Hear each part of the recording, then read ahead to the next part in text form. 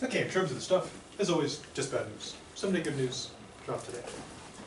Deadlines, well, mostly the same as they were before, slight change though, because Blackboard was possessed by demons or something earlier in the week.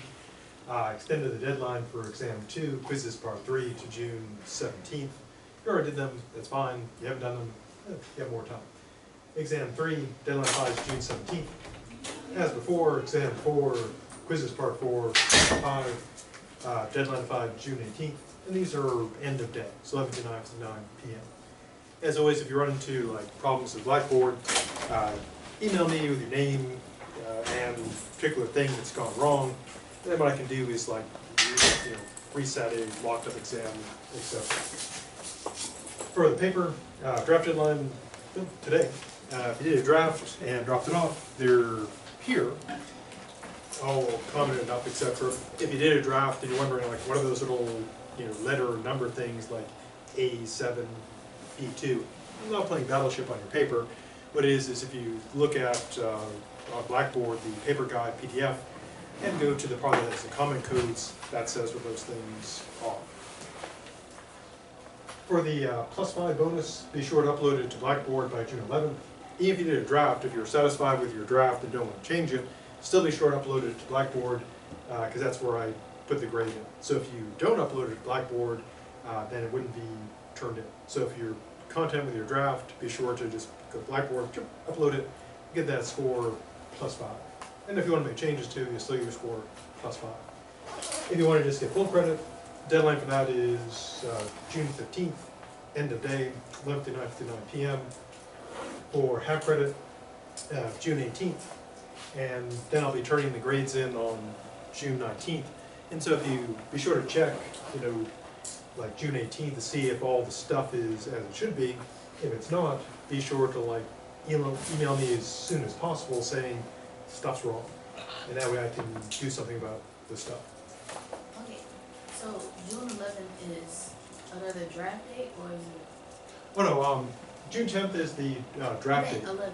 Yeah, 11th is the deadline if you want to get the +5 bonus, because that's the day the paper's actually due, and for doing it on time you get your base score +5. And then June 15th is like the emergency deadline in case there's trouble, and that's full credit. So you don't get the bonus, but you get the full credit. And then June 18th is the desperation day, where it's half credit, which is better than nothing. So for the draft, deadline was today. To get the bonus, you turn in your final version by end of day tomorrow, June 11th. To get full credit, turn it in after this, but before the end of day on June 15th. And for half credit, after June 15th, end of day, but before midnight on June 18th. Okay, anything about the stuff to be, or the stuff that has been, before going on to the stuff that is? What about exam 3, 4, and the final exam? What does that do? Oh, for exam 3, that deadline's end of day June 17th. Okay. And then exam 4, quizzes part 4, and exam 5, they deadline June 18th at end of day, so 11:59 p.m. You can always do stuff early, but on June 17th, end of day, exam 2, quizzes part 3, exam 3 will de-availabilize, and then on end of day, 11:59 p.m. on June 18th, all the stuff will be de-availabilized, because that's the end of the class. So after today, you can't turn in a draft, no more drafts after today? Right, because tomorrow's the deadline, the paper's actually due tomorrow, Okay. and you get a bonus of +5 for doing it on time, basically. Okay, anything else? Okay, so last time we were looking at values, and we began by looking at ethics, good, evil, all that stuff. And we looked at our first moral theory. Well, let's look at 2. If you want to see all kinds of moral stuff, every fall and spring is PHI 3601, ethics. All about the good, all about the evil, and all that stuff. We're just getting sort of an ethics light, looking at 2 of the main theories, utilitarianism, in terms of bumper sticker slogans. On the nice side, it's the greatest good for the greatest number. In kind of Star Trek-y terms, it's the needs of the many outweigh the needs of the one or the few. In the case of a more sort of, I guess, sinister version, it's the view that the ends justify the means, which puts it in kind of a mean way. Now, we saw last time there are various appeals to this. Every moral theory, well, almost every moral theory, has at least some kind of appeal, something that people like about it that motivates people to say, hey, that's pretty cool, I like that theory. And we saw, the first two. One is, when we go through life kind of rationally, be it, buying a breakfast cereal, picking a major, picking a spouse, what we typically do is weigh pros and cons. We weigh the costs, the harms, versus the pluses, the benefits. And of course, rationally thinking, the thing to do is, if something's got more good than bad, that's a better choice than something that's got more bad than good. And utilitarianism does that for morality. So to put, what you do is say, okay, using the measure of utility, the measure of value, how much good does this create? How much bad does it create for the relevant beings? That's to say, who matters.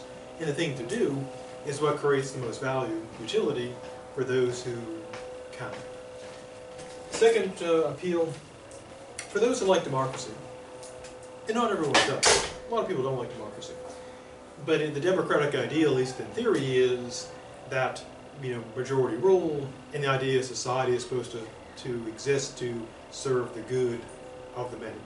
And utilitarianism seems to express that view, that the needs or the good of the many outweigh the needs or the good of the few. As we'll see when we get to some criticism of utilitarianism, even though that sounds kind of good, it can also be kind of horrifying, at least to some, as we'll see later. A third appeal is based on our moral intuitions.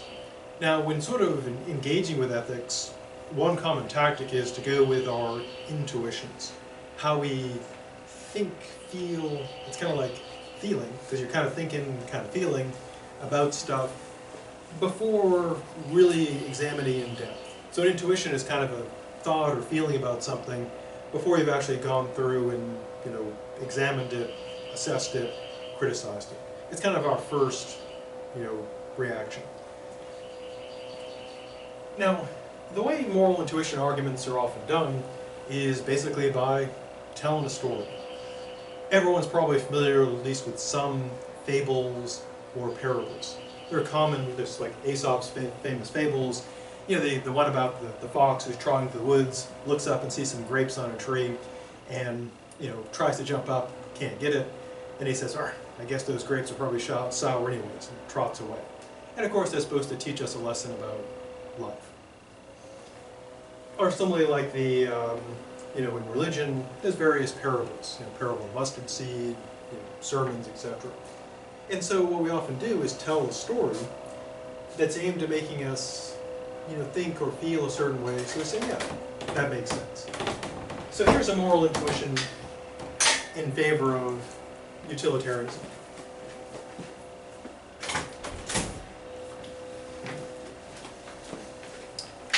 And I give two. One is kind of a classic one I've used for centuries. It goes like this.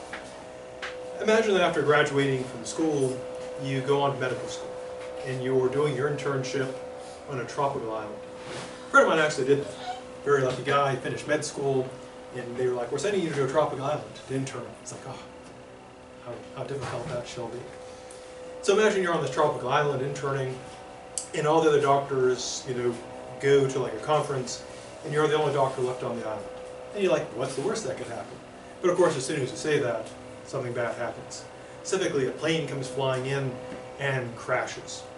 And they bring into the emergency room 6 people. You've got the pilot and 5 passengers. And the pilot is really badly, torn up. And the passengers are all badly hurt. And because you're a doctor, that you could probably save the pilot. But it would take so long and use up so many of the resources of your emergency room. It'd use all the blood, etc. That you'd probably lose the other people. So you'd save one person, at the cost of 5 people probably die. You don't know absolutely for sure. You may be able to save like, you know, one passenger, but you're pretty so sure you lose at least 4, probably 5. So basically you got 2 choices. Choice 1, save the pilot, let 5 people die. Choice 2, save 5 people, let the pilot die. You might be able to save her, but you're not sure. So you're pretty sure it's a 1 to 5 scenario. Save 1, let 5 die, or save 5, let 1 die. You have no idea who these people are. You don't know them, you're not related to them, they're not your friends, you're not your buddies. They're just literally 6 strangers who literally fell out of the sky. So what do? 1 or 5? Yeah, 5. Why 5's more than 1?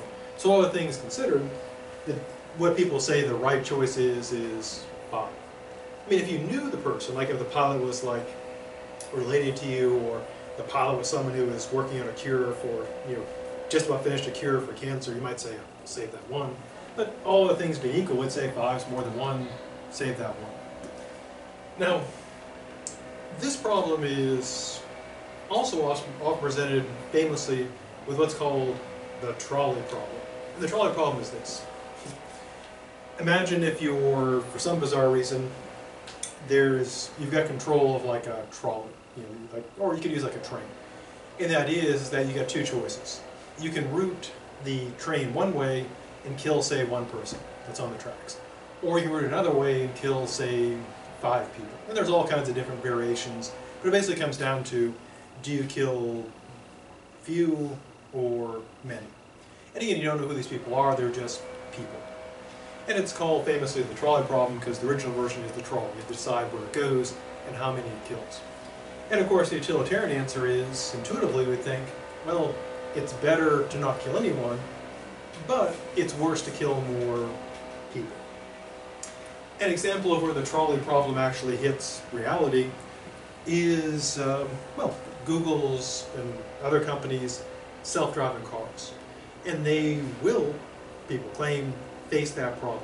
You know, when the cars are driving, when things go wrong, they have to decide, well, not really decide, but the people programming them have to create algorithms that make the decision about who to kill. And so the question would be, you know, kind of morally, who should your car kill? If it has to. Now, one ethical view for the utilitarian is to kill less people. And so one ethical approach is utilitarian. So when programming these cars, they would, you know, the algorithm would be set to try to minimize death. Which could mean that maybe your car might kill you. So like you're in your Google car tooling along, and a bunch of kids run onto the road, and your car may, boom, swerve you into a tree. It's like, damn you, Google. Because eventually Google will kill us all. Now,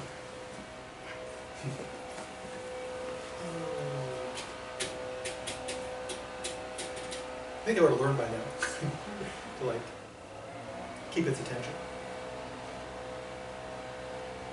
Now, so the moral intuition argument basically is intuitively we think it's better to save more than fewer. So intuitively we tend to be utilitarians, at least some of the time. So what is sort of the definitive utilitarian approach? Well, our example for this is our good dead friend John Stuart Mill, also known as J.S. Mill. He was English, born quite some time ago, died, and of course is still dead today. Now he's got kind of a weird backstory. It almost sounds like kind of like a bad A&E up all night movie, or like a really kind of bad sci-fi movie. And here's his weird backstory. His father was sort of a disciple of this guy named Jeremy Bentham. And Jeremy Bentham's got a weird backstory himself. Bentham was one of the early utilitarians, and he believed that, you know, basically in that view, the objective is morally to maximize pleasure, minimize pain. Now here's Bentham's weird backstory. As he got older, and as philosophers get older, they get crazier and crazier, for real. And his crazy thing was this. He came up with the idea for what he called auto-icons. Auto meaning self, icon meaning image. And he was thinking this. man, isn't it a shame that when people die, their bodies just like go to the ground or get cremated? Now, he didn't advocate eating people. You're thinking, oh, like he's got to go like Soylent Green or like ghoulish here. What he thought was, hey, what if we just take people and basically preserve them as statues, as auto icons? And he practiced what he preached. He had himself preserved and put on display. And then sometime later, some students in a prank sawed off his head, after he was dead, of course, and stole it, took it away. Eventually it made its way back. And that was his crazy thing. True story. Now, John Stuart Mill's father was, as I mentioned, kind of a disciple of Jeremy Bentham. And they hit on this kind of weird, creepy idea. They said, hey, wouldn't it be a great idea if we raised children to be geniuses, to support, to serve as, prophets, so to speak, of utilitarianism, to spread the word of utility to the world. So they took little John Stuart Mill and tried to raise him up as a genius. So they had him, reading Greek early on, doing mathematics, reading the works of Plato at a very, very young age. And eventually, not surprisingly, he had a nervous breakdown and had to go away someplace quiet and safe. Now, it does have a happy ending. He got better, he became a member of Parliament, married the woman of his dreams, and then went on to write a lot of stuff, such as utilitarianism and various other well-known works. And then he died, and he's still dead today. Now, we'll look at just a brief slice of his theory. He wrote a whole book on utilitarianism, but again, we're doing kind of a Reader's Digest view of it, so we'll just do a slice of utility. Now, like any good theory, be it moral or otherwise, his theory can be presented in about a sentence, essentially like this. How do we tell what we should do? Because every moral theory is supposed to answer the question, what should I do? Going through life, how do I decide what I should do or shouldn't do?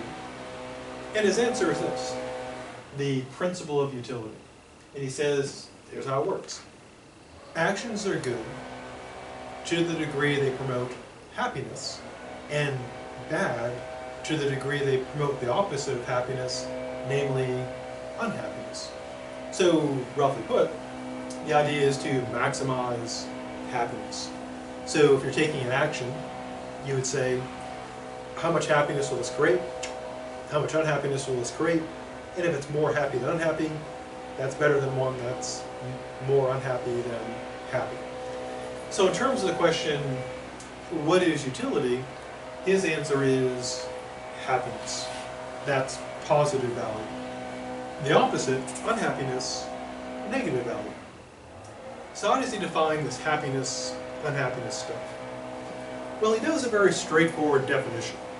Happiness for him is pleasure and the absence of pain. Unhappiness is the reverse. It is pain and the absence of pleasure.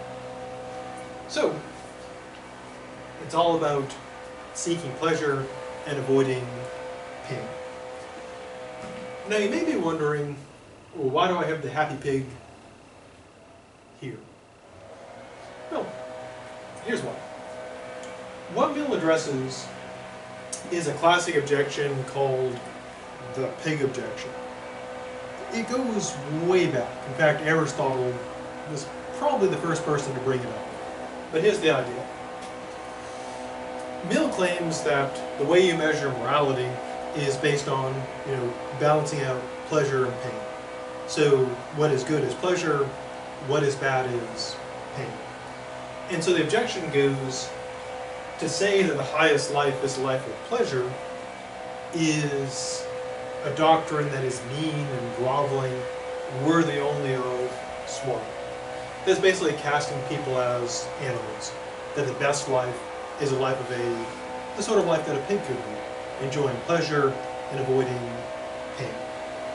And again, this objection goes back at least to our good dead friend Aristotle.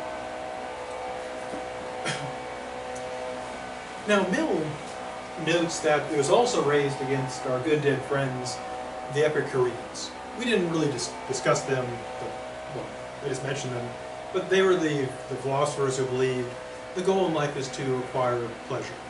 And so the objection against them was, again, the life of pleasure is a life for animals, not suitable for humans, so their view is supposedly wrong. Now, Mill's first reply is this. He does kind of a table turning on them. And he says that it is not he who is casting people as swine. Rather, it is the person raising the objection that is casting people as swine. How so? Oops. Almost forgot.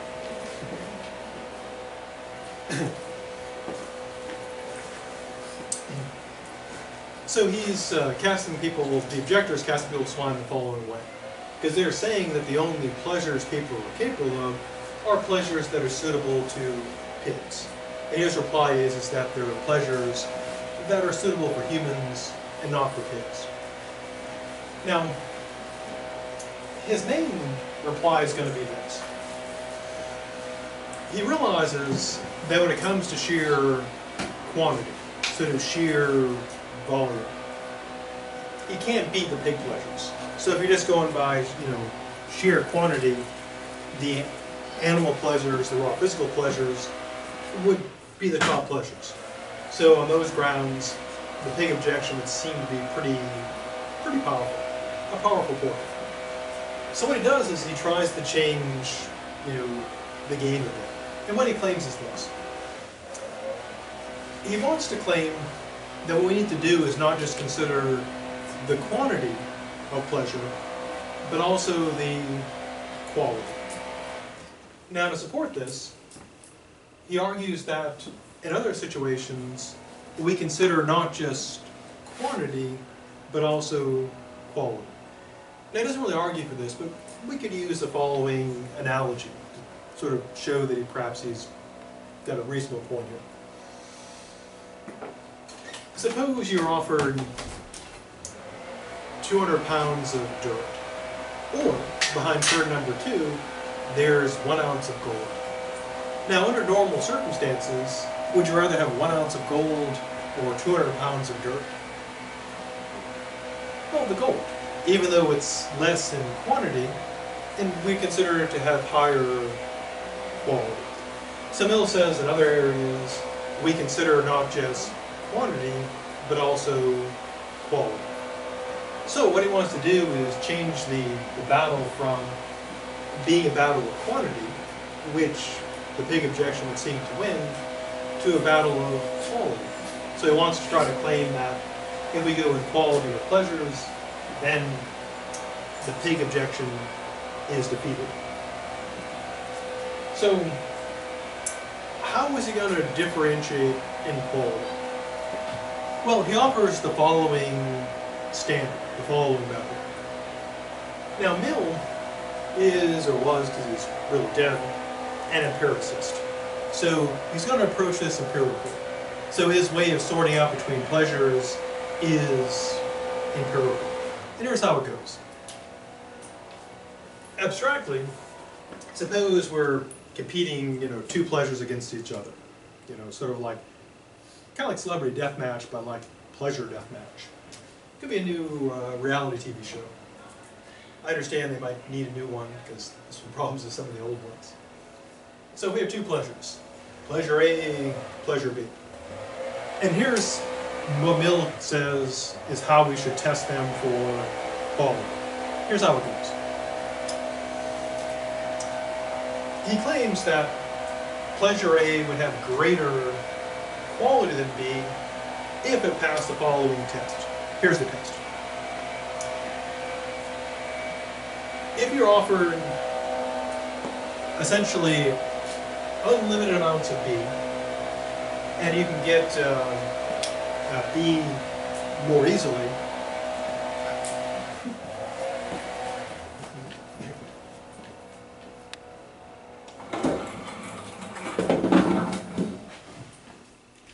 sorry, trying to pee with that, I can feel my throat starting to go out. I've run out of talk too soon. which would be a terrible tragedy.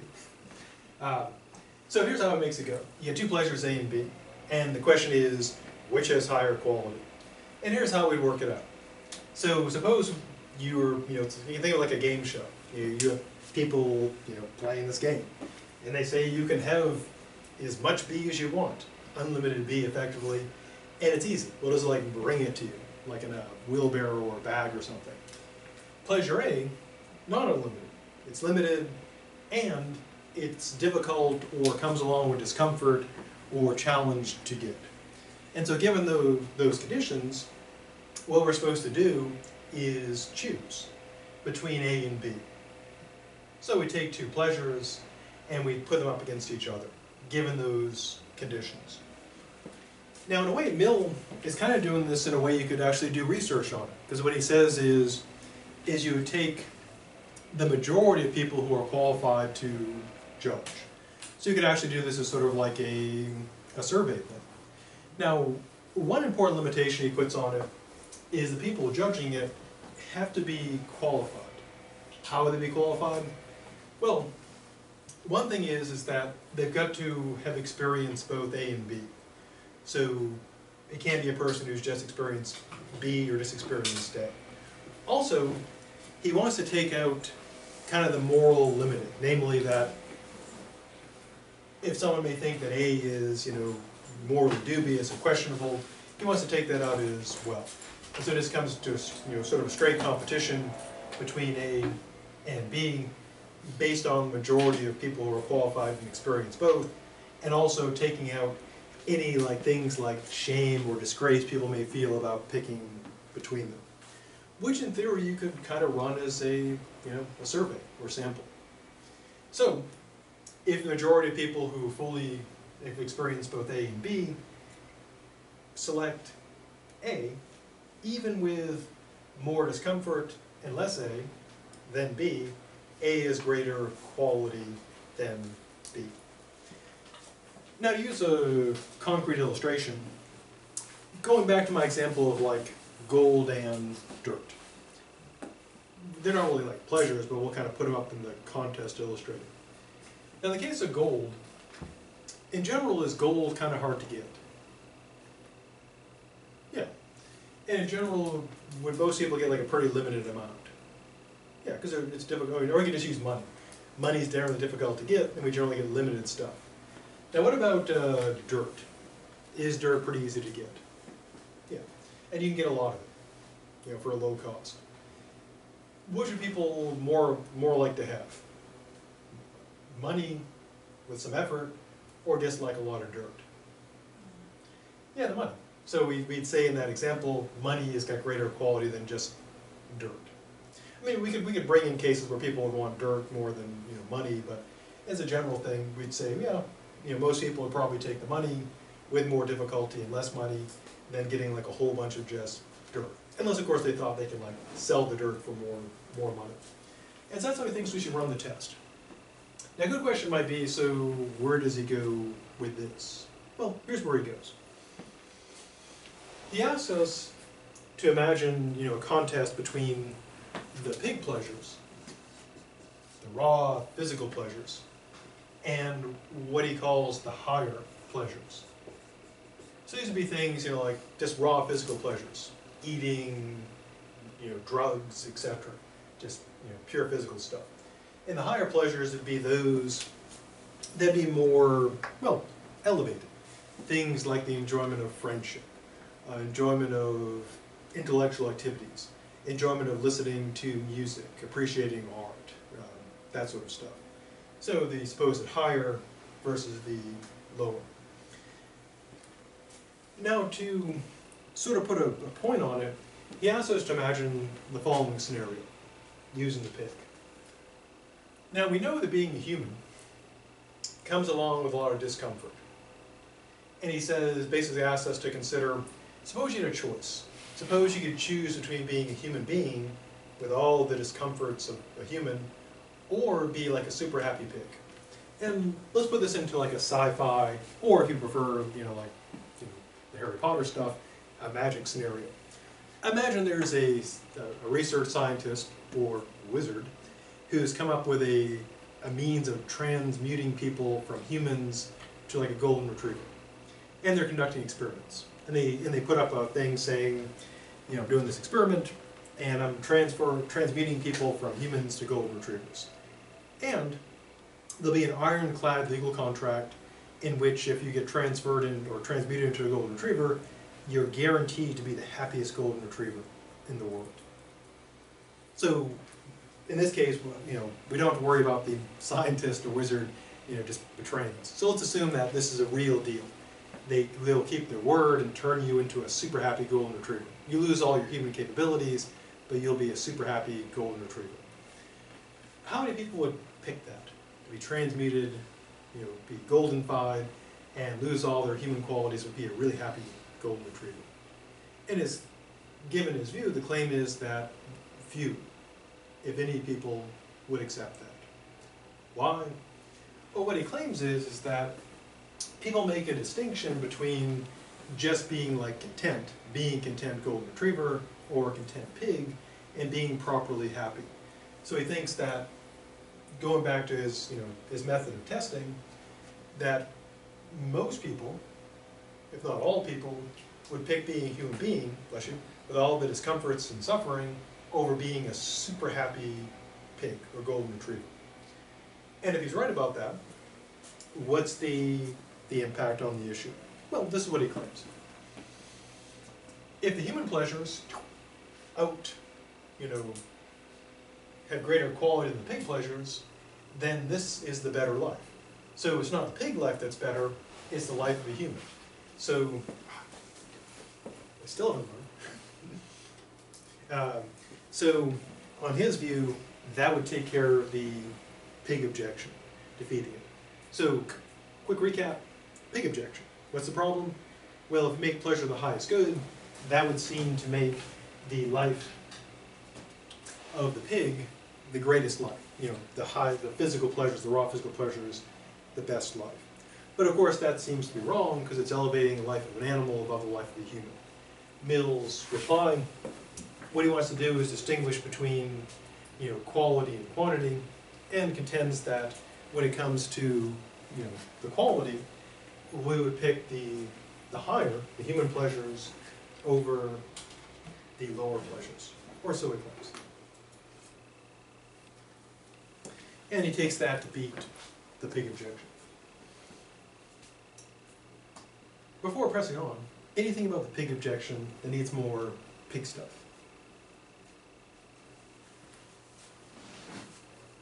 Now, he does consider an objection against his argument, namely this. He says, there are people, as a matter of fact, who take the lower over the higher. And he's got to respond to that, because it's an obvious objection. You know, someone saying to Mill, hey John, there are people who, you know, they want to live the pig life. So how do you handle that, John? Well, here's how John handles it. He gives two replies. Reply one of the replies is that when people pick the pig life, it's because they don't have any other opportunities. Because of condition, situation, etc., that's all that's available. For example, a person might be in a situation where they're working, you know, 16 hours a day at a factory. They're in a, you know, community that has no culture, no libraries, no museums, and life is just beating them down. And so instead of going and doing the higher pleasures, they just, you know, go with like eating and drinking. That's all they got. And Mill says this doesn't show that this is better. He's able to explain that people do that because they don't have access to what is better. But then of course someone might say, okay John, that handles some of the cases. Yeah, we can imagine cases where people, their lives are so rough and they live in a social setting that doesn't allow the higher pleasures or makes it exceptionally difficult. But what about people who are in those situations? There are people who do choose the pig life. You know, like for example, back when VH1 used to do music, they would have this segment, you know, like basically what happened to them. And you often see the rock and roll stars would end up you know, in disastrous situations, usually involving a lot of like cocaine, typically.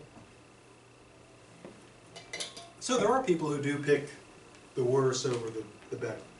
Now here's Mill's reply to that. What he points out is something that's now pretty well known by people who do what's called decision theory in philosophy. Also people do it in economics. And here's the idea. People, let's say us, we tend to do what's called discounting the future. The idea being that we value things further out less than things closer, even though we recognize that what's further away actually does have greater value. To illustrate. And Mill claims that we recognize this, that a person will say, I recognize this is better, but give me the closer thing. And they know they're doing something, when they think about it, they know they're making a bad choice. So he's saying essentially it's a matter of psychology rather than good choice. People acknowledge you're doing something that's a bad choice. To illustrate, centuries ago when I was in grad school, many of the grad students smoked because you needed something to ease the pain of grad school because it hurts a whole bunch. And of course people who didn't smoke would always ask the people who did smoke, or they'd say to them, you know that's bad for you, don't you? As if the smoker's going to say, God, you're right. I had no idea that inhaling burning plant matter was bad for me. I'll stop smoking immediately. Thank you, you have saved me. No, I mean everyone who smokes knows that it's horribly bad for them. But one person put it very well. She said, taking a puff off her cigarette, because yeah, I know, emphysema, lung cancer, death, waiting for me. But that's far from the future. And the smoky goodness is right here, right now. Which nicely supports Mill's point. His point is that people do recognize they're making a bad choice, and they recognize they're giving up a better value, but they do so because it's a closer good. They're still making a mistake, and they acknowledge it, but it explains their behavior, at least according to Mill. Interesting as an aside, this ability to hold off on gratification, at least according to people who study this, is one of the best indicators of success in life. There's a famous test called the marshmallow test. And they gave kids a choice between a marshmallow now or 2 marshmallows later. And of course, 2 marshmallows later is better because you get more marshmallows. And they found that the kids who could hold off for the 2 marshmallows, it was a great indicator of success, the ability to delay gratification. So kind of an interesting point. So it's not so much like being super smart, it's that self-control, supposedly. So for Mill, the way we make these judgments is by having, again, those competent judges. So he thinks he handles that objection. Pleasure is the highest good, but it's not the pig pleasures, it's the human pleasures.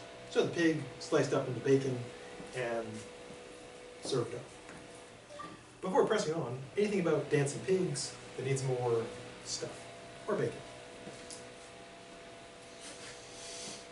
Now another question the utilitarian has to answer is not just what is of value, and for Mill it's happiness, good, pain, bad. There's also the question of who counts, the relevant beings. And Mill gives the following answer. He says, it's not my happiness or your happiness that we use to do the calculation. So it's not just like, what makes me happy? That would be what we saw earlier, ethical egoism. If it's just, what matters is my happiness, I'd be an ethical egoist. Or if I just said, if I didn't have a theory, I'd just be selfish. Mill says the standard is not my happiness or your happiness, but the happiness of everybody. And he's willing to have that include all sentient beings, all beings that feel pleasure and pain. Why do they count? Well, for Mill, pleasure is good, pain's bad. So anything that can feel pleasure and pain would matter, because its suffering would generate negative value, and its enjoyment would generate positive value. As an aside, interestingly or boringly enough, many people who favor animal rights and want to have like a theory behind it are often utilitarians. because it provides a way to argue why we shouldn't be awful to animals. Because you can look at their suffering and say, here's the enjoyment we get from like eating animals, making belts out of them, experimenting on them, making them, race for our amusement, and then here's the suffering of the animals. And so they'd argue that their suffering outweighs our enjoyment. So it's wrong of us to do. A fellow named Peter Singer, who's one of the famous philosophers because he says really outrageous stuff and gets in the news. He wrote a book quite some time ago called Animal Liberation. And thanks to Peter, I gave up eating veal. It was my favorite thing. Every birthday until I read his darn book, I always had veal. I was like, they'd say, what do you want for your birthday? Dinner. I'm like, veal. Veal parmesan. And then I found out how veal is made. If you like veal, never find out how veal is made. Because if you have an ounce of decency, you'll never ever be able to eat it again. It'll ruin it for you forever. So damn you, Peter Singer, for robbing me of my veal. I haven't eaten it since then, because then when I see the veal, I see how horrible it is. I must admit I still eat bacon. So it's super delicious, and well, I feel kind of bad about the pigs.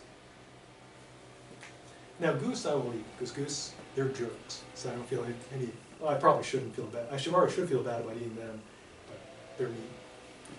And that's kind of my rule. Something's mean, it's okay to eat it. Well, not always. So for Mill, the standard is basically, again, can it feel pleasure and pain? And you do the calculation not just based on like me or you, but everybody. So it's super generous. Now, it's real easy to get people to be concerned about their own pleasure and pain. In fact, it's kind of a default. We are primarily concerned with our own well-being and suffering. The challenge is to argue why, morally, I should care about everybody's well-being. Convincing me that I should care about myself, that's easy. That's kind of the default. We're pretty much, as far as I can tell, we're born caring about ourselves. So here's how Mill argues for his principle. In other words, his principle is, what matters morally is not my happiness nor your happiness, but the happiness of everybody. And a good question is, so John, why should I accept that? And here's his argument. He begins with an analogy. Because what he's trying to do is show that the end, the goal, the purpose, is to bring about happiness. So he's going to try to show how the happiness is the proper end. And here's how he does it. Suppose you want to prove that something is visible. How do you prove it? Well, you might hold it up and say, can you see this? And people say, yes, I can see that. That would prove that it's visible, because visible just means able to be seen. Similarly, the way you prove something is audible, that it can be heard, is that people can hear it. So you would ask, can you hear me now? And if people say yes, that's proof. So then he turns to the matter of desirable, because he claims that in order to see what is an end, a goal, it's a question about what is desirable. And he says the proof that something is desirable is that people desire it. And if you ask people, what do you want? And people will say things like money, power, more money, more power, fame, a nice car. But ultimately, if you really push people, if you ask them, why do you want fame? Why do you want power? And ultimately, he thinks they'll say, because I want to be happy. And so he thinks that that is what people desire. What is desirable is happiness. So it's the end or goal. Now that part, in a way, is kind of easy. In fact, most of us would probably say, yeah. People want happiness, and getting them to admit to that is pretty easy. But again, the challenge is it's not just about my happiness, your happiness, but everybody's happiness. So why should everyone's happiness matter? Crudely put, why should I morally care about anyone else? Why shouldn't it all just be about me? Which is a really good question. And here's how Mill tries to argue it. So he's established, to his satisfaction, that each person regards his or her own happiness as an end. So my happiness is an end for me, something I want. It's what I do, the stuff I do that to get happiness. And similarly for everyone else. People do the stuff they do because they think, perhaps incorrectly, it'll lead to happiness. But then, why should I care about the happiness of everybody? Well, this is what he claims. See, the sound of happiness. No, sound effects are good. I actually kind of wish that, there'd always be a sound effect for stuff. Is that like a TV show? You know, like a laugh track and all that stuff. So what he claims is this. Since my happiness is good for me, and your happiness is good for you, the happiness of everybody is a happiness is a good for everyone. And so that's why when we're doing our calculation, we should take into account the happiness of everybody. So it's not just about me, it's not just about you, it's about everybody. Which you can see as being kind of nice. Now this is kind of a basic question in ethics and politics, also economics. Namely, as a society, and as individuals, who should we care about? Should we care just about, should I just care about myself? Or should I consider, when figuring out what I'm going to do, should I be concerned about other people? Now some people try to have both. Some people try to argue that, like Adam Smith, that by caring just about myself, acting from self-interest, that I end up making things better through the invisible hand of the market, better for everyone. Other people argue that that ends up just making things bad for everybody. But it's a fundamental question in ethics, politics, and economics. In many ways, our upcoming election, the presidential election, will be about that. Because on one hand, to simplify things, pretty extremely, on one hand you have kind of the view that it's self-interest. You look out for yourself, and that'll be better for everybody. The other view is that we look out for everybody, and that's better for everybody. Kind of like, in terms of like government involvement. And it's a fundamental question of, again, politics, economics, and ethics. So that's Mill's argument.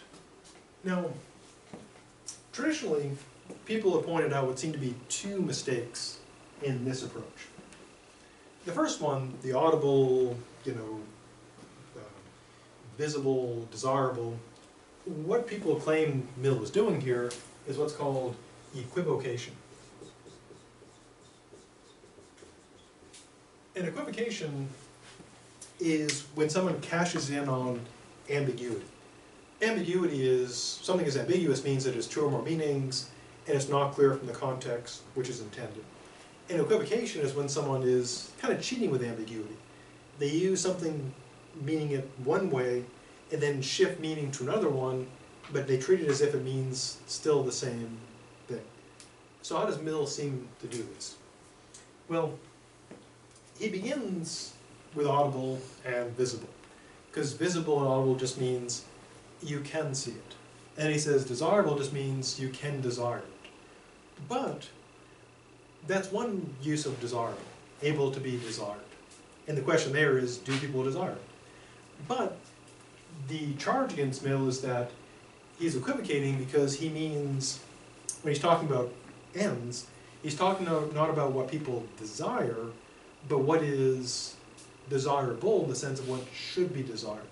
To illustrate, when people say something like, pornography is undesirable, do they mean that no one desires it? No, because if someone said we've got to stop pornography because it's undesirable, and undesirable meant no one desired it, you wouldn't have a problem. It would already be stopped, because it would mean that no one wants it. But when they say pornography is undesirable, they don't mean people don't want it, because clearly people do. They mean it's something we should not want. So the charge against Mill is that he's equivocating. He's going from desirable in the sense of can be desired to desirable in the sense that it should be desired.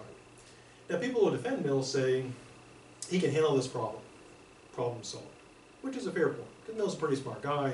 It'd be odd for someone so good at logic to make such a basic mistake.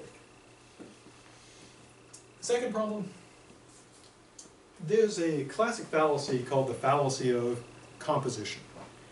It's when someone uncritically assumes what is true of the parts has got to be true of the whole. one example to illustrate it.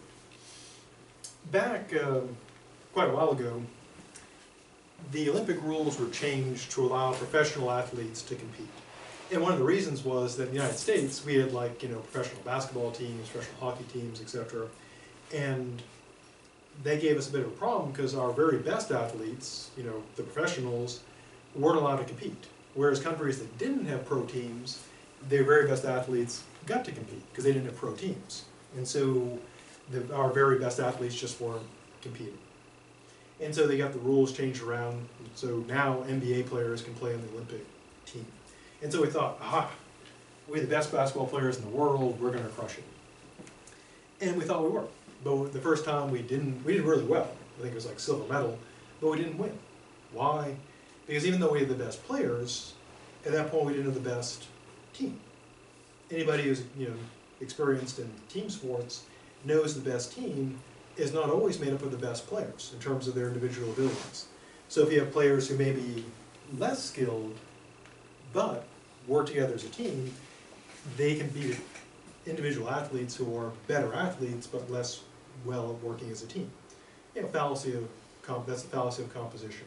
What's true of the parts need not be true of the whole. So in this case, it may be true that my happiness is good for me, and your happiness is good for you, but it could be the fallacy of composition that the happiness of all is good for all of us. To illustrate, think about money. Is it true that my money is my money? Sure. Is it true that your money is your money? Yeah. But is it true that our money is our money? In other words, are we concerned about our finances? Well, if we're nice, we may be concerned about other people, but in this sense, our money is not really our money in the sense of us having like a joint account. So even though if I knew you were going through financial difficulties, I would feel for you, but of course, our money is not our money in that sense. So you could say that this breaks down. True, my happiness is my happiness, your happiness is your happiness, our happiness is like our happiness. But if you use the analogy of money, it's true my money is my money, your money is your money, and our money is our money, but not in the sense that I'm really worried about our collective money. I'm worried about my money. But of course if I'm nice, I'm concerned about other people, but that's a different matter. Now people who defend Mill think he can handle that. They think that he's not making a mistake here, and that the objection fails. Before going to the last bit for Mill, anything about this stuff that needs more Mill stuff? Okay, he closes with this.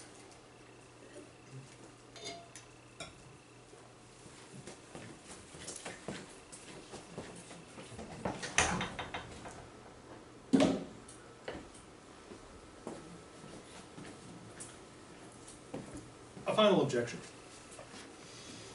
He says, well, what he's claimed is that the only thing that is desirable is happiness.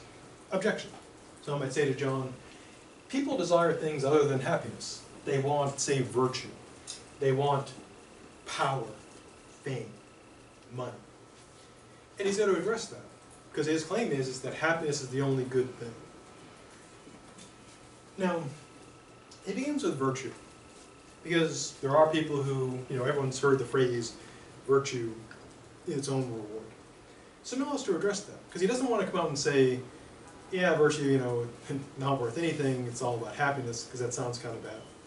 But he comes up with a pretty clever solution, which is this. Basically, it's two-part part one. People who value virtue do so for one of two reasons. Reason one, being virtuous makes them happy, which is actually what Aristotle and Confucius argued. They try to address the question, why be virtuous? And their claim is, you'll be happy.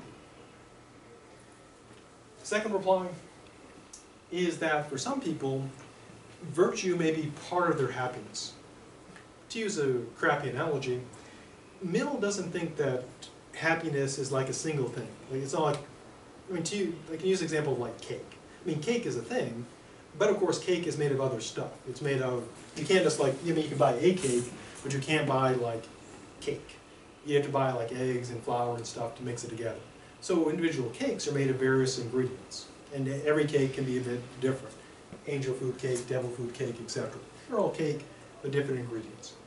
And so for Mill, it could be, people's happiness is made up of, just like with the cake, made up of different ingredients.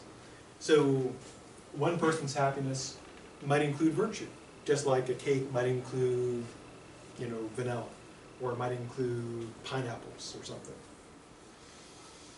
Now what about love of money, power, and fame? Well, Mill does the same thing for each of these. Either people love that stuff because it makes them happy, money, they say money cannot buy happiness, but if you get enough, of course, you can rent that happiness. And if you get enough money, you can rent it until you die. So that's kind of a win. Same with power and fame. So one possible reply is, they aren't happiness, but they're a means to happiness. Money can help someone be happy, power, fame, etc. And of course, the second part of the reply is that a person may hit the point where money is part of their happiness, or power is part of their happiness, or fame is part of their happiness. But then, of course, he has to address, kind of the obvious problem, that people tend to think that being virtuous is better than just loving money, power, or fame. Now, given his view, he can't say that this is intrinsically better than this. Because for him, the only thing that's better is pleasure, better than pain. But his reply is pretty straightforward. He essentially says that virtuous people are a blessing to others, typically, because they're helpful. They do things like when you go on vacation, they get your mail for you, pick up your newspaper, take care of your pets, they don't burn down your house. Whereas people who love money, power, fame may take all your stuff or betray you or have you killed or something. So it's not that this is worse than that intrinsically, it's just that in terms of the consequences. Virtuous people generally behave better than these people. So virtue in that regard is better, or so he claims. So he concludes that happiness is the highest good, and what we should be concerned about is this principle of utility.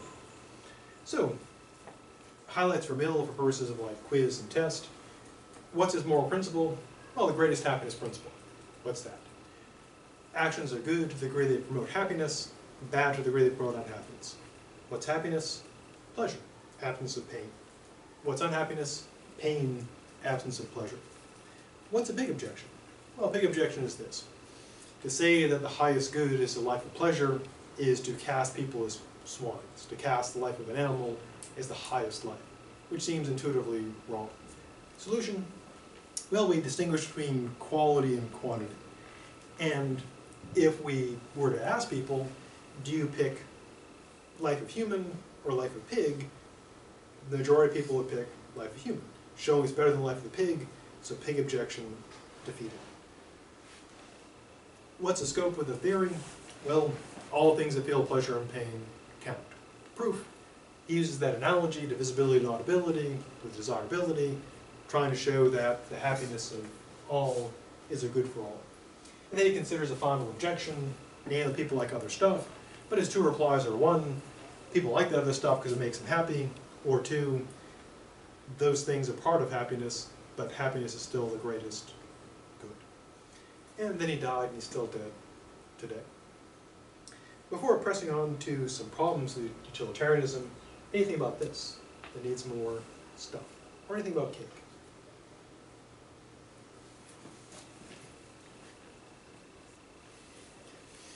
Now, utilitarianism has some problems, because if it was the perfect moral theory, everyone would be utilitarian. They would just say, hey, it's the right theory, problem solved. Now, the problems of utilitarianism can break down into two categories. One set are what are called internal problems. These are brought up not to break or destroy utilitarianism, But these are basically problems that the utilitarian has to address to make the theory work. The second set of problems, which are called external problems, are ones that are brought up basically to attack utilitarianism, to show that it's a theory that you shouldn't be buying. Now the first problem is basically a formulation problem. And here's the problem. For the utilitarian, when we're picking actions, what we're supposed to do is this. If we have, say, a choice of actions, we're supposed to pick the one that has the most happiness.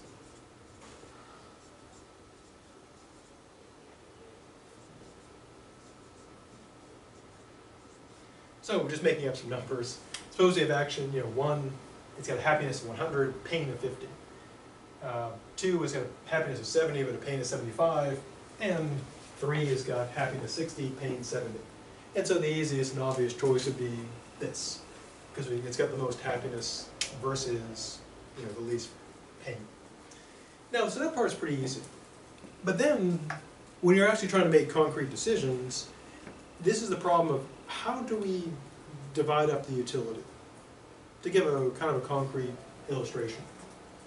Because again, for the utilitarian, the idea is to maximize happiness. And I'll use an example involving, well, the economy. And we'll use money instead of happiness. So, when you think of our economy, we have a utilitarian goal. We want to maximize the money, the economic value. And we may have, you can use the money thing, generating lots of money. But kind of the practical question is this. Given there's many ways to have that whole bunch of money, which one do we pick in terms of the division? And to illustrate with some concrete illustrations, we may have one division where a few people get a whole bunch, and other people don't get that much. But of course, that could have the same amount of money. Let's just make up arbitrarily, 10 trillion. You can have another thing that's got, say, 10 trillion, where it's the opposite. Most people get some, few get, little. Or you can have it divided up kind of even. I mean, to use maybe a more concrete illustration, it's kind of think of it as like a pie. So you get a pie, there's a question of how do you divide that pie. So if you get 10 people, does each person get a slice? Or does one person get the whole pie and the other 9 people get nothing? Or does one person get most of the pie and everyone else just get a little slice of the pie? Or maybe they get the crumbs. So the practical problem is we could have kind of the same results, the same economy size, the same amount of pie, or the same amount of happiness, but very different distributions. And so the question would be, how do we divide it up? So if we're trying to do the greatest good for the greatest number, what is it that we're aiming for? To give, again, to give a very practical example, think about our economy. Currently, our economy is pretty much like every economic system. It's a pyramid. You've got the people on the top who have most of the stuff. We get a really big economy, but a small number of people have the most stuff. And some people think that's great. Other people, though, think that we should have a different distribution. And it's basically a question of value. So what a utilitarian has to do is answer that question. How do we slice the pie? Or in the term of economics, how do we divide up that money? The social goods. And it's a very concrete question because, again, to use an example coming up, the 2016 election part will be about how we divided the pie. Bernie Sanders, for example, one of the candidates, he's got a very different view about how to divide up the economic pie than, say, Jeb Bush or Ted Cruz. Second internal problem, and again, this problem is not designed to destroy utilitarianism. It's basically a question of, okay, if we buy utilitarianism, how do we divide up the pie? Second problem can be called, or what I call, the nail problem. It comes from the children's, not really rhyme, but children's story, which goes like this. For want of a nail, the shoe was lost. For want of the shoe, the horse was lost. For want of a horse, the knight was lost. For want of the night, the battle was lost. For the want of the battle, the kingdom was lost. The point of that story is that from very small things, you can have very great consequences. But as a practical concern, there is this. If you buy utilitarianism, how do you sort out that calculation, namely the plus and the minus? To give a concrete illustration, consider the following. During World War II, an American ally, became very sick and was treated by American medics, and he got better. Seemingly a good thing. But this ally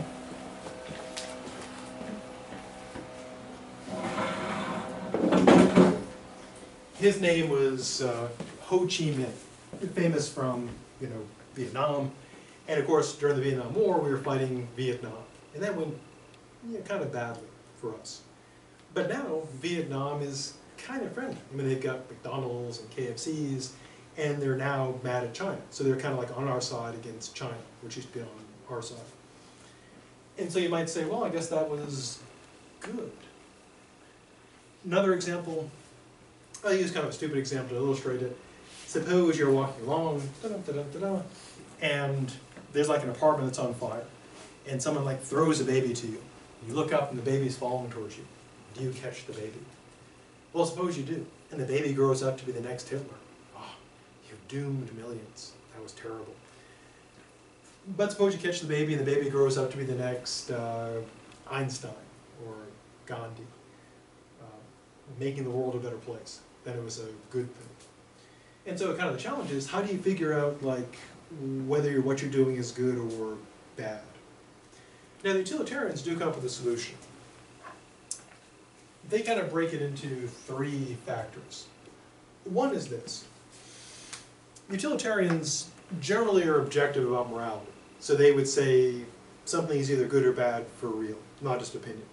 And so they would say there is the real good or bad of the action, which we may not know.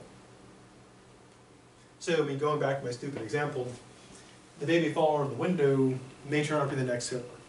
But their great-great-great-great-granddaughter may lead humanity into a time of great enlightenment, the greatest advances ever, that makes up for all the evil crap that's ever happened. But then her great-great-great-great-grandson may plunge humanity into the greatest evil ever. But then his great-great-great-great-great-granddaughter may once again lead humanity into great enlightenment. So you're like, hell, how can I calculate that? And you can't know. But the utilitarian would say, from the standpoint of someone who's omniscient, if God exists and he's keeping score, then it'd be a definite answer. This was good or bad. But since we're not omniscient, we have to go with the second option, which is namely this. We go and make decisions based on what's most likely to happen. So typically, if a baby is being tossed about a burning apartment, is it generally a good idea to catch the baby? Yeah, because the odds of the baby being the next Hitler, extremely low. The odds of the baby being the next, Einstein, also extremely low. The odds are the baby's going to be an average Jane or Joe, lead an average life, and not do horrible things, and not do, incredibly great things. So, in terms of playing the odds, generally best to catch the baby, as a general rule. So that's the reasonably expected outcome. Now again, it could turn out to be horrible. You could have just doomed everybody, but you have no way of knowing. The third factor is basically in terms of the person's intent. Give a concrete example. Some years back, there was kind of a rather horrible situation. It turned out some medicine that was used to treat people with, particular problems was contaminated. I believe it caused like meningitis or something awful that harmed and killed people. Now the doctors, of course, were administering the medicine with the intent of helping people. And there's no way to tell by looking at the medicine that anything was wrong with it. It seemed perfectly fine. And in general, as a doctor, you generally trust that the sealed medication is safe. But it wasn't. And so we'd say, yes, that was bad. But we would say the intent of the doctors was not to do anything bad.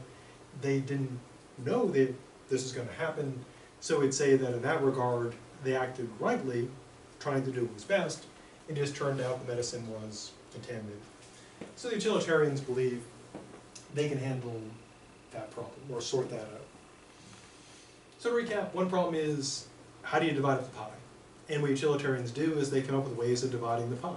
And we have various theories for that. For example, we've got capitalism and socialism, which are about dividing up the pie. And we have versions of capitalism, versions of socialism about pie division. Second problem is, you know, the nail problem. How do you figure out, like, the ultimate consequences? And the utilitarians say, we got this. Yeah, there's the absolute thing, which we may not know. There's what you can reasonably expect. And then there's the matter of what the person intended to do given what they knew. So, problem solved. Before heading to problems designed to try to kill utilitarianism, anything about the internal problems that need more stuff? Now, back in the ancient days of yesterday, I mentioned that utilitarianism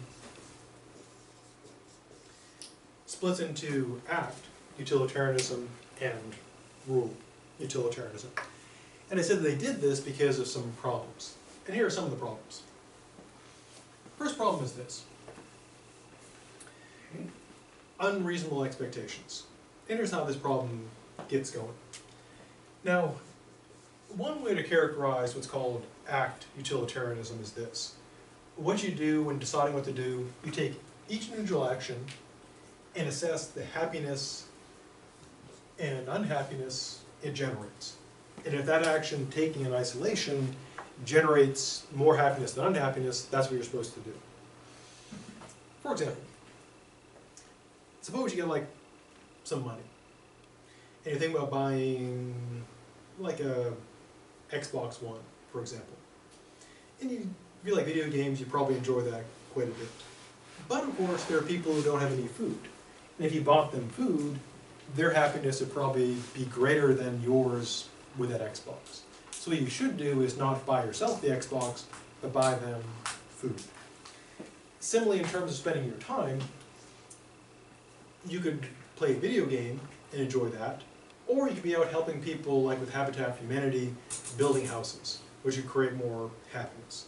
And so the idea is that pretty much anything we do, we could probably be doing something else that creates more happiness than unhappiness. And so it would seem we should always be doing that. Our money should always be spent helping others. Our time always spent helping others. Now, at first, it may seem like a good thing. We're helping others. But of course, imagine if we followed that and just did that with every action. Well, the result would be, sort of ironically, we would be miserable. Why? We'd spend all our money on other people. We'd have no money for ourselves. We'd spend all our time helping other people, which at first would be kind of cool, but then you would have no enjoyment. You'd just be constantly helping others, no relaxation, no, as people call it, me time. And so the end result is, even though every action seems the right one to do, we'd end up all being miserable. Now the fix that utilitarians come up with is the rule. And they would say, well, what if we made this a general practice and look not just as each individual action, but the general practice of always doing that? And the result would be what I just showed, that if we did that as a general practice, we'd be miserable. So more happiness would be generated if we had some me time. So the response is, we can handle this problem because you need me time, because otherwise you'd be miserable, and that would create more misery than happiness, so me time is okay. Problem solved. The second problem. Now again, utilitarianism is about that maximizing happiness type of deal. Oh, still don't know. Oh, okay. So, next problem is this. Utilitarianism, of course, is about, maximizing happiness, minimizing pain. And one way to do that is to generate a lot of happiness for numerical majorities, the most people. perhaps at the expense of numerical minorities. And there's a couple sort of classic illustrations of these. One is this problem, to use like an intuition argument. Imagine you're the sheriff of a small town, and there's been a series of, murders in the town. And there's someone who's a suspect, and you arrest them, you get them locked up. But then you find out that this person is not guilty. They're not the killer. But the town is out for blood. And so they're surrounding the jail, and you try to tell them this is not the person, this person didn't do it, but they don't believe you, because they're enraged and they're angry, and they want, street justice. And you get a choice. You can try to protect the prisoner, and you know that the townsfolk are really angry, so they're going to burst in, and you can shoot them. You might kill a couple people, but the person's going to die, some townspeople are going to die, you're probably going to die too, which would be bad. The alternative is to just say, sorry Bob, I know you're innocent, but the mob wants your blood, and on utilitarian calculations, I've got to give you to the mob. Start running, good luck. And so, Bob doesn't make it. They tear Bob apart, his bloody chunks left all over the street, and then another murder occurs, and people are like, oops, our mistake. Now, on utilitarian grounds, of course, it would seem what you should do is throw Bob to the mob. Because if you don't, you die, Bob dies, people in the crowd die. But if you give Bob to the mob, then fewer people die, namely just Bob, sacrificing one for the many. Now, intuitively, of course, we think that would be kind of awful, that we shouldn't just throw a person to a bloodthirsty mob just because they threaten to do a lot of damage. I mean, you don't want to die, but we think that would be wrong.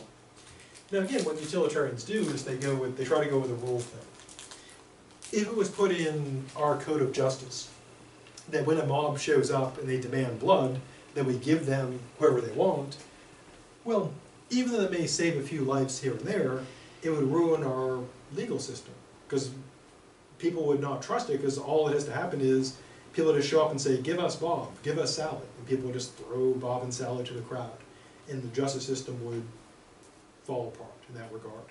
And so as a practice, the overall happiness would be worse.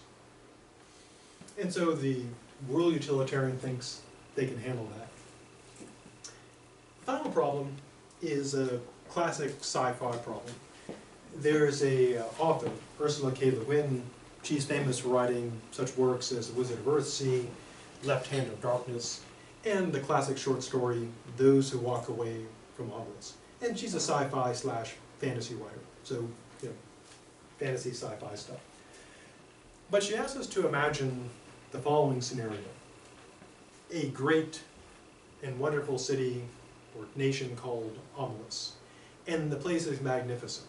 The people are healthy, happy, the land is clean and wonderful. It is a great place, for real. But there is a price for all this health and well-being. And the price is this. In order for Omelis to thrive, for the children to all be healthy, for the land to be bounteous and clean, here's the deal. One of the citizens must be taken when they're a small child and brought into a dungeon and left there. They can be fed and kept alive, treated medically, but the rule is they must remain there, and no one must ever show them kindness. Because if they do, the whole society collapses. That's the deal. Now, this is not a conspiracy. It's not a story where they secretly, imprison someone and there's a secret evil. The people of Omelis are decent people. Everyone knows the price that is paid. When a citizen of Omelis becomes an adult, they are brought to the dungeon, and they are shown the child, and they are made clear about the price. Everyone knows. The price for the happiness of the many is the misery and suffering of the one. And in the story, some people, most people stay. They recognize the price, and they believe it a fair price, the suffering of one against the well-being of the many. And they know that the health of their children the well-being of society, the lack of crime, all depends on that one child suffering. And again, it's a sci-fi fantasy novel, so they're not just making this crap up, that's how the world works. But some people, they can't accept that. They walk away. They can't, bear to, be in that society, and they leave. And it's put forth, philosophers, of course, see that as this problem. Namely that, on utilitarian grounds, it's a great deal. You sacrifice one person, and it's not a conspiracy. Everyone knows the price. The price is paid openly, and everyone knows. So the sacrifice of one for the good of the many. And it seems to be perfect on utilitarian grounds, a good deal. But intuitively, most people who read the story feel kind of bad about that. That is something that's wrong to do, to keep that child in that dungeon. Which is seen as an objection against utilitarianism, that it's the wrong thing to do. Now, to defend that, of course, all we have to do is look at our own society. Because we may say, that's a horrible thing to do. But we pay a far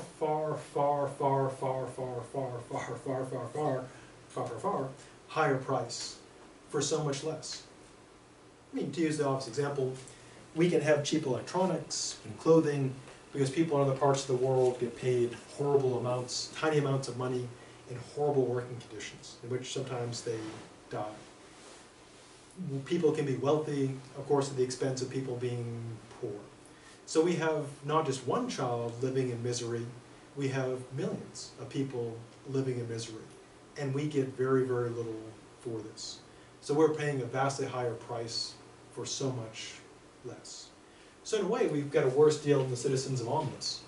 We're paying ever so much more for ever so less. Which people might say, well, I guess we're pretty horrible. But kind of an interesting point. Now again, utilitarians try to address that, and people consider this sort of a serious objection. Other people think it's a fair price to pay. But again, to connect it to the real world, we have that exact problem.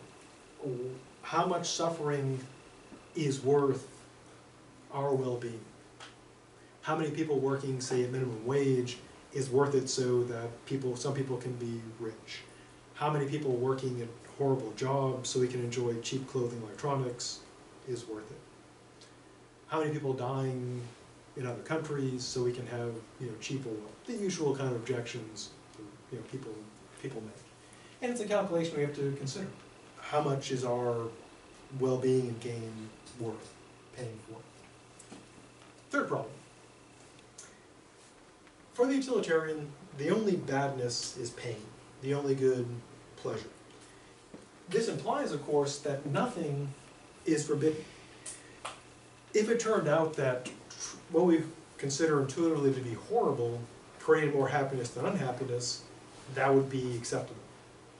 To use a kind of a particular example, everyone's probably familiar with the Roman gladiatorial games, where they had people go and fight, or they execute people, or people fight animals or other people. A modern version of this in fiction would be the Hunger Games, or if you ever saw the kind of an earlier version that the Hunger Games kind of copied, the Running Man with Arnold Schwarzenegger back when he was young. Similar sort of deal. They have a terrible society and people are entertained by basically reality shows. Now, if we found out that such blood sports were creating more happiness than unhappiness, you can talk about like the NFL, for example, we would say that that would be allowed. So if we found that gladiatorial games, people really liked them, and all we had to do was have people fight to the death for amusement, that would be just fine. But of course we might say, well, even if people really like that, that would be wrong. Or take another, example kind of tying in with this. Think about diseases. One way to control a disease would be this. When people are infected, you round them up and you terminate them. Quickly, mercilessly, painlessly, because if you destroy the host for a disease, the disease is gone. But of course, we probably think that would be horrible, that we shouldn't round people up and just incinerate them, even if we like do it nicely. Because it seems to be something we should not do. Last two objections are more like academic ones. One raised by one philosopher is this. On utilitarianism, of course, you do the calculation. But suppose we had a scenario in which lying and non-lying have exactly the same results. Well, in that view, there'd be no preference between the two. But, the argument goes, we think that telling the truth is better than lying, which is supposed to be a problem for utilitarianism. Now, one reply a utilitarian can make is, well, if they're exactly the same, it actually doesn't matter. Final problem, the integrity problem. Everyone's actually probably seen this. Have you ever watched like action shows involving heroes, etc.? They usually throw in this type of scenario. Here's a scenario. You get a person who, well, you can take like a, take a hero, they're, well, I'll use the original one. Suppose you go on vacation in like some part of the world where we supply like weapons, and you like get lost in the jungle or the wilderness, and you like pop out into a village, you're like, oh good, people. And then you see, oh, armed people, and they're lining up the villagers. And the leader of the, the military comes to you and says, oh, you're an American. You give us all kinds of money to buy these fine guns. And we're going to kill all these people in the village, but, since you're here, I tell you what, you take this fine American gun, you kill that person, we spare everybody. And again, it's the kind of thing you often see in like action films. They have the hero and they say, so Mr. Bond, if you kill this person, let everyone go. And they hand Mr. Bond the gun. Of course, in movies what happens is, as soon as you hand the action hero the gun, he or she kills all the bad guys. Now the objection is this. The claim is that if you're forced to make that choice, utilitarianism would say you shoot the person. One death is better than all deaths. But the objection is it would violate your integrity. The response is morality is often tough. Okay, so I see by the digits, time is at an end, so ends our stuff.